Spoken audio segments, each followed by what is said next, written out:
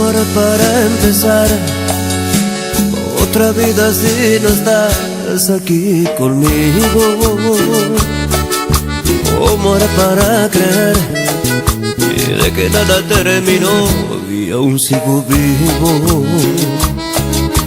¿Cómo haré para olvidar tu número y no llamar y querer rendido? Si es ese maldito orgullo que fue acabando de a poco lo que tuvimos. ¿Cómo haré para probar otro cuerpo sin pensar que estoy contigo? ¿Cómo haré para aguantar de tu nombre no nombrar? Será un castigo. ¿Y quién podrá soportar que hable todo el día de ti, de lo que vivimos? ¿Cómo haré para guardar mi tristeza y no pensar que te necesito? Y en la habitación se nos escucharán esos gritos de placer, y en nuestro baño no entrará nadie más para bañarse de dos. ¿Y quién podrá querer despertar y sin hablar hacerlo otra vez?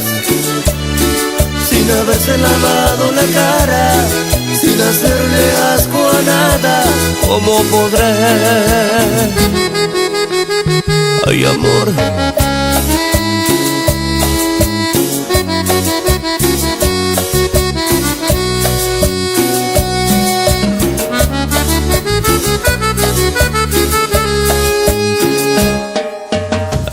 podré abrazar por la espalda y dormir como contigo.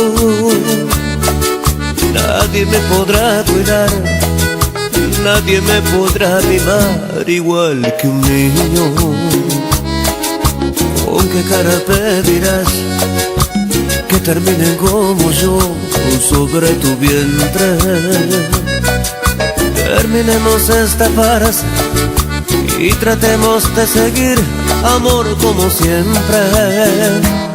Y así en la habitación se volverán a escuchar nuestros gritos de placer, y nuestro baño volverá a tener dos locos que se bañan de dos. Y al amanecer despertaré sin hablar, hacerlo otra vez, sin habernos lavado la cara, sin hacernos asco a nada. Y así volver a sentir el gusto a transpiración al besarnos, amor, y terminar tirados en la cama, tocando nuestras partes mojadas. Solo así podré.